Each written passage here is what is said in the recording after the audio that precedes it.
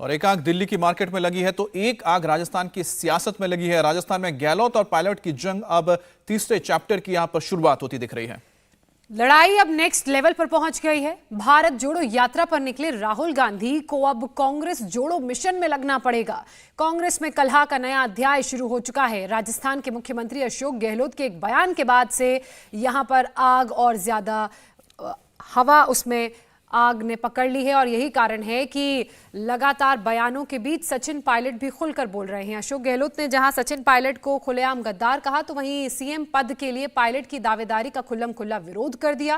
गहलोत के बयान पर सचिन पायलट ने भी करारा पलटवार किया है। और अब कांग्रेस डैमेज कंट्रोल में लगी है। भारत जोड़ो यात्रा अगले हफ्ते राजस्थान में पहुंचने वाली है। उससे पहले गहलोत और पायलट की लड़ाई एक बार फिर से तेज हो गई है, जो अब कांग्रेस के लिए एक मुसीबत बन सकती है। ये सिर्फ 10 जर्सी गायों के साथ हर साल 18 लाख कमा रहे हैं। आपको भी ये सीखना है तो फ्रीडम ऐप को अभी डाउनलोड कीजिए। सबसे पहले आपको गहलोत का वह बयान सुनाते हैं जिस पर यह सारा बवाल खड़ा हुआ। अशोक गहलोत ने यह कहकर कांग्रेस आलाकमान की मुसीबत बढ़ा दी कि सचिन पायलट के पास तो एमएलए भी नहीं है, वो गद्दार है। उन्होंने बगावत का खेल खेला था। गहलोत ने यहां तक कह दिया कि सचिन पायलट बीजेपी से अपने संबंधों से इनकार नहीं कर सकते। गहलोत ने 2020 की बगावत की याद दिलाई और कहा कि कई लोगों ने बीजेपी ऑफिस से पैसा उठाया, 10-10 करोड़ रुपए बांटे गए, इनका प्रूफ उनके पास है। गहलोत ने कहा कि पायलट ने उस बगावत के लिए आज तक माफी नहीं मांगी। एक गद्दार कभी मुख्यमंत्री नहीं बन सकता, जनता कभी पायलट का साथ नहीं देगी। गहलोत के वार के बाद जवाब में आया क्या, ये भी आपको बताते हैं, क्योंकि यहां पर बहुत संयम बरता है सचिन पायलट ने। और सचिन पायलट ने कहा कि मुझसे लड़ने के बजाय उन्हें बीजेपी से लड़ना चाहिए। काबिलियत पर सवाल उठाने पर भी पायलट ने पलटवार किया और कहा कि उनकी अगुवाई में कांग्रेस राजस्थान का चुनाव जीती थी।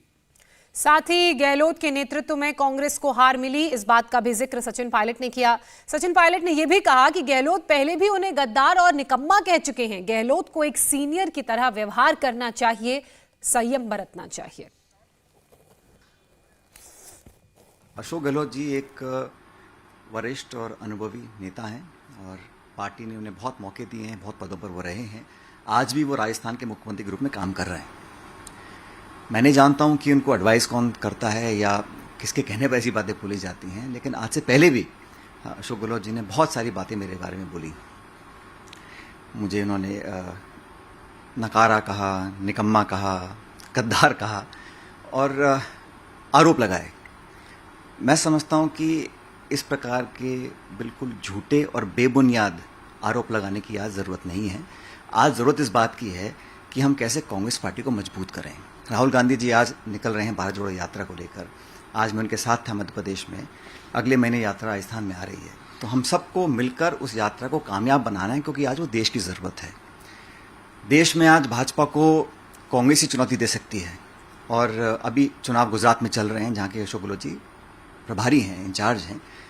मुझे लगता है हमको सामूहिक प्रयत्न कर कर भाजपा को चुनौती देकर हराना चाहिए, जिन जिन राज्यों में उनकी सरकारें हैं। राजस्थान के अंदर जब सरकार बनी तो भारतीय जनता पार्टी को पॉलिटिकल चुनौती हम लोगों ने दी। मैं कांग्रेस पार्टी का अध्यक्ष था और लगातार उनको पराजय हम लोगों ने दी, तो हमारी सरकार बनी। गहलोत साहब के नेतृत्व में 2 बार हमारी सरकार रहते हुए फिर हम हारे। उसके बावजूद तीसरी बार जब पार्टी आलाकमान ने कहा कि उनको मुख्यमंत्री बनना है, तो हमने उसको स्वीकार किया।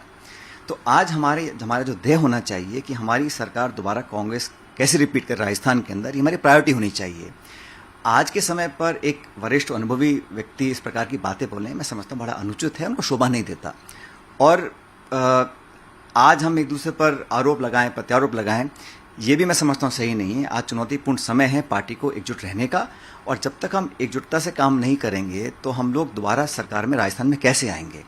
और किसी भी व्यक्ति को कभी भी इतना असुरक्षित नहीं होना चाहिए, क्योंकि आज मैं इस पद पर हूँ, कल नहीं रहूँगा, क्योंकि ये जीवन का क्रम है। राजनीति में उतार चढ़ाव आते रहते हैं और हम सब लोगों को कलेक्टिवली मिलकर आज खड़गे जी का, राहुल जी का, प्रियंका जी का, उनके हाथ मजबूत करने हैं। मैं समझता हूँ इस दिशा में हमको काम करना चाहिए। अब गहलोत के बयान के बाद कई सवाल खड़े हैं। एक बड़ा सवाल यह भी है कि क्या सचिन पायलट के ट्वीट से भड़क गए गहलोत? कल सुबह दरअसल सचिन पायलट ने ट्विटर पर एक तस्वीर शेयर की। इस तस्वीर में राहुल और प्रियंका गांधी के साथ सचिन पायलट खड़े नजर आ रहे हैं। इस तस्वीर से यह संदेश देने की कोशिश की गई कि राजस्थान कांग्रेस की लड़ाई में गांधी परिवार सचिन पायलट के साथ है। और इसके थोड़ी देर बाद पायलट ने एक और तस्वीर शेयर की जिसमें वो भारत जोड़ो यात्रा में राहुल और प्रियंका के साथ नजर आ रहे हैं।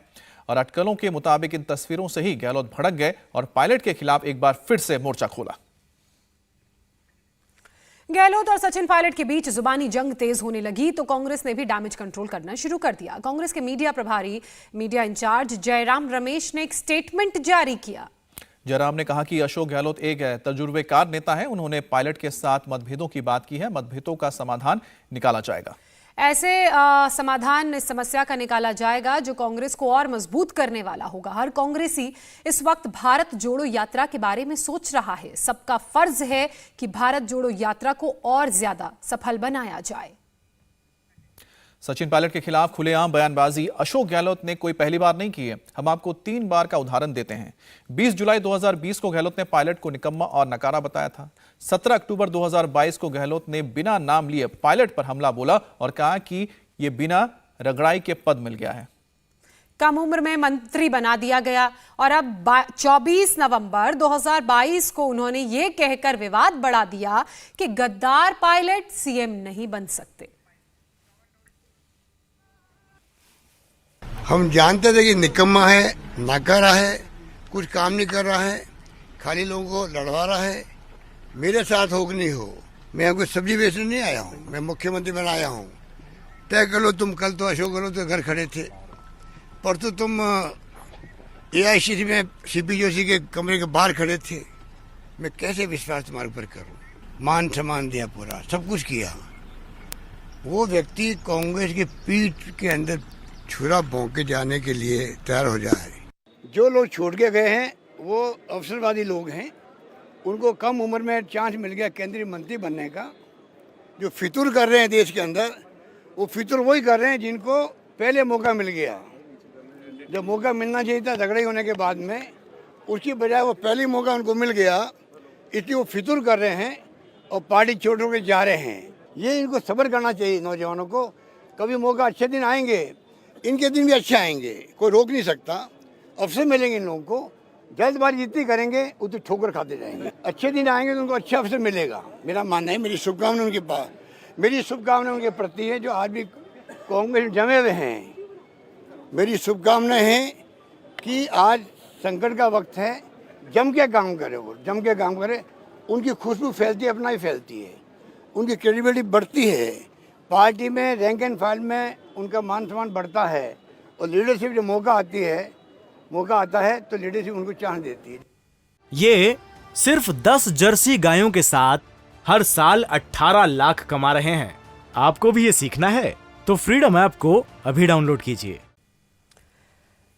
अशोक गहलोत को आपने सुना, सचिन पायलट के बयान भी हमने आपको सुनाए और इस पर ज्यादा अपडेट के लिए मनीष भट्टाचार्य का रुख करते हैं। मनीष, जिस तरह से इन दोनों के बीच जुबानी जंग चल रही है, मुझे नहीं लगता कि विपक्ष को किसी तरह का कोई मुद्दा उठाने की जरूरत होगी। अपना घर खुद ही डुबो लेंगे।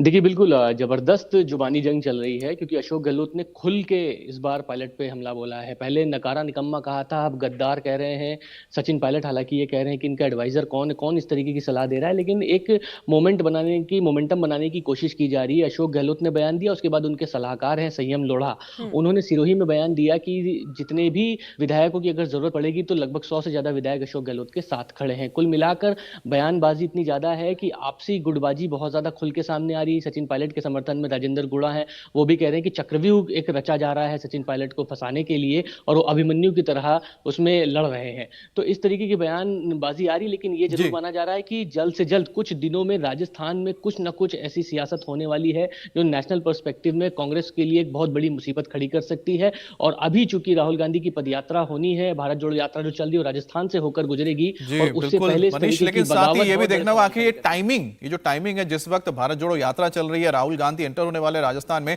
ठीक उससे पहले ये बवाल क्यों खड़ा हुआ है। इंडिया टीवी हर वक्त हर जगह डाउनलोड करने के लिए सर्च करें India TV news Google play store या ऐप स्टोर पर।